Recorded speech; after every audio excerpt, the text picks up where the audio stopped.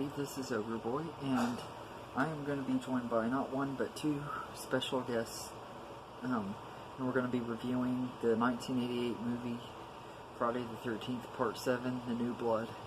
So, my first guest is going to be Mickey Ross from Savini Jason, so take it away, Mickey. What's up, Robbie? Thank you for asking me to be a part of this video, dude, because Friday the 13th Part 7 was my first introduction to the character of Jason fucking Voorhees, and not to mention the fact that it's the birth of the Kane Hodder era of the Friday the 13th legacy, and he is by far my favorite Jason among all. No offense to anybody else, but I love Kane. He's my favorite interpretation of that character. He is the definitive Jason fucking Voorhees, if you ask me. And Nick and Tina was by far my favorite couple out of the franchise. It has my favorite kill out of the fucking franchise, the sleeping bag death, which they also replicated in Jason X. And Part 7, just for many reasons, I've always loved it. The blood, the gore, the iconic look of Jason's look in Part 7 is badass as hell. You know, see his spine and all the cuts and injuries that he sustained over the years was all incorporated into that suit. So for me, I love Part 7. It's badass. Thank you for asking me to be a part of this, dude, and keep on with the videos. I love what I'm saying.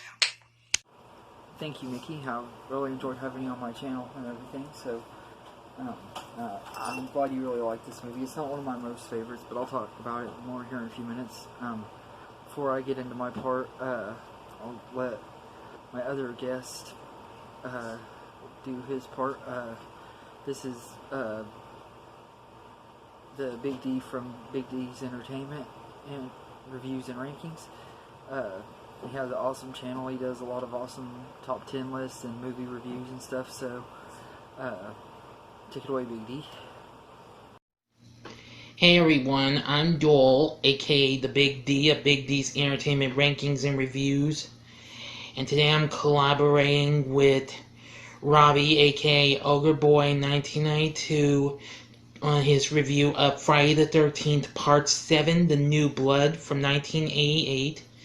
Now, of course, although I have yet to review the series on my own, but I will next year, though. But anyway, here's my thoughts on this movie. Since I've seen it a few times, it's pretty good in some parts. I do like Lar Park Lincoln, who plays the psychokinetic Tina.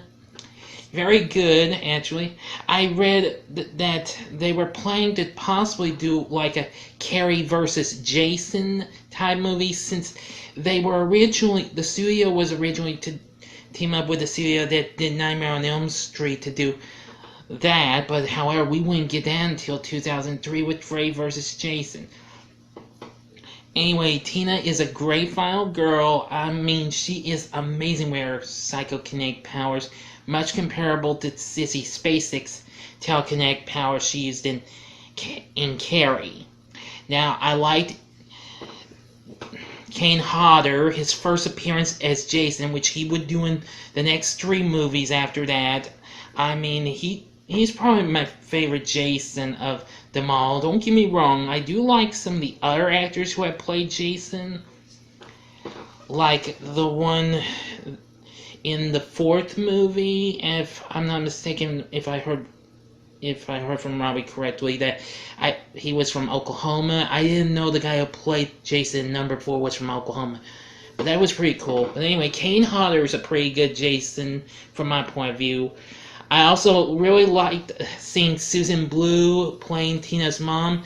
I actually know her. She's a voice actress. She's done work on cartoons like the original Transformers, as well as the Filmation Ghostbusters series, and she also did the Filmation series Brave Star a year before that, and she went on to be voice director for the original Teenage Mutant Ninja Turtles. But anyway, some of the kills are okay, but the MPAA went yet again well, you know, like the last movie or two. Well, but I still enjoy this for certain reasons. I'd much rather watch this over Jason Takes Manhattan, and that's all I can say about this. I do enjoy this. Thank you, Robbie, for making me a part of this. This here's the Big D saying, see ya. Thank you again, Big D, for being in this review.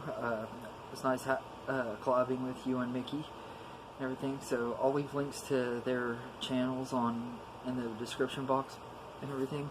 They both are really awesome and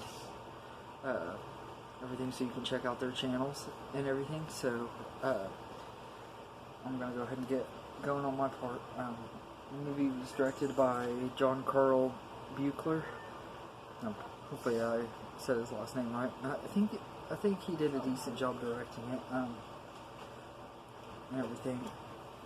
It's written by Manuel Fidelo and Daryl Haney.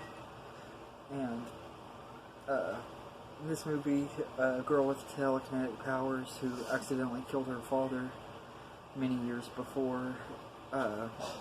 She accidentally drowned her father in Crystal Lake and everything. She returns with her mom and her psychiatrist to the lake to try to... Her psychiatrist is trying to trigger her to make her telekinetic powers work and stuff and everything, and she meets some new kids that live next door to her house and everything, and she starts dating this boy named Nick, and everything, but she accidentally unleashes Jason, who had been stuck at the bottom of the lake since the events of the previous movie, Jason Lives, and everything. She accidentally unleashes him, and he of course starts killing off all of the characters one by one throughout the movie and everything.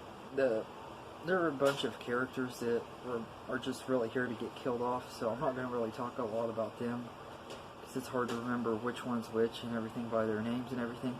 The main one out of that group that I can really remember is Eddie, being played by Jeff Bennett, who is a voice actor. He did the voice of Petrie in The Land Before Time. I thought that was pretty cool, getting to see him in something that's live action.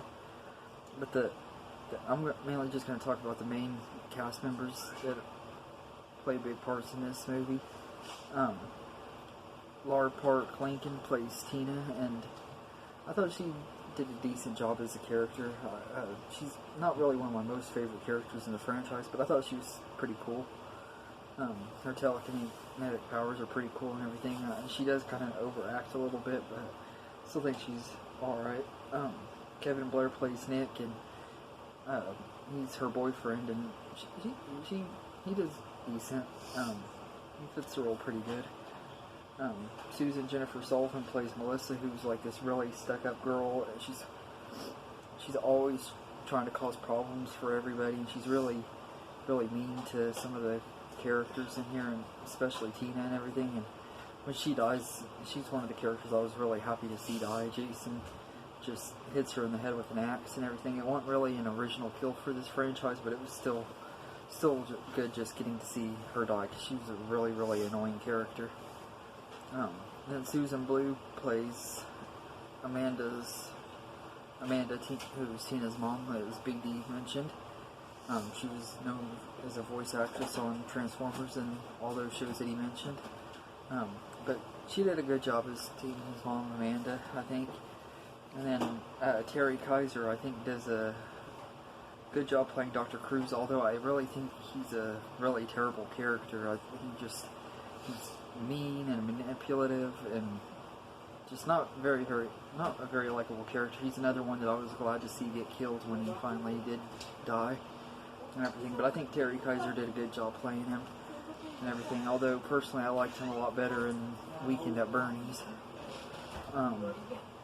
But the rest of the cast is okay. Like I said, most of them are just really there to be killed, so they don't really have too much to do with the movie, just and everything. But they're good. The kills in this, though, some of them were kind of cool, but most of them were really butchered, because the MPAA was really bad with this movie and everything, just like with the fifth movie and some of the last one, that they really had to struggle to get the R rating and everything. So a lot of the kills are really butchered, or they cut off right as he's starting to kill someone and everything. And it's just not as good when it comes to that. And this isn't one of my very most favorites out of the franchise. I do enjoy it a lot more than I did the last time I watched it. And everything, I think partly knowing what it was when going into it, because the last time I watched it was the first time I had seen it in over 12 or 13 years. And I was just a kid when I saw it the first time, so I didn't really remember it very well and everything. But this time, I was able to remember everything, and so it wasn't as bad as I remembered it to be. I enjoyed it a lot more than I did the last time, but it's still one of my least favorites in the franchise. It's probably my second least favorite, but I'll talk more about that when I do my Friday the 13th movie series ranking. As far as Jason goes, I think Kane Hodder did a really great job and everything. Like Mickey said, they did a great job with the makeup and stuff on him and the costume and all that. He looked really, really awesome and everything, so I do agree on that. And a lot of the practical effects and stuff that they use in this movie were really, really good too. Like the scenes when the house is shaking, or when she kills her father and everything starts falling and everything. It's just really, really good special effects and everything. So, while I don't think this is the best movie in the series, it's not one of my most favorites and everything, I still do enjoy quite a bit of stuff out of it. The special effects, makeup stuff, to me kind of makes up for the lack of gore and stuff that we get in the death scenes and everything. So, I'll give Friday the 13th Part 7, The New Blood, a 7 out of 10, because, like I said, it's not a terrible movie. It's pretty decent. I actually like that they were trying to do something a little bit different by having Jason go up against somebody that actually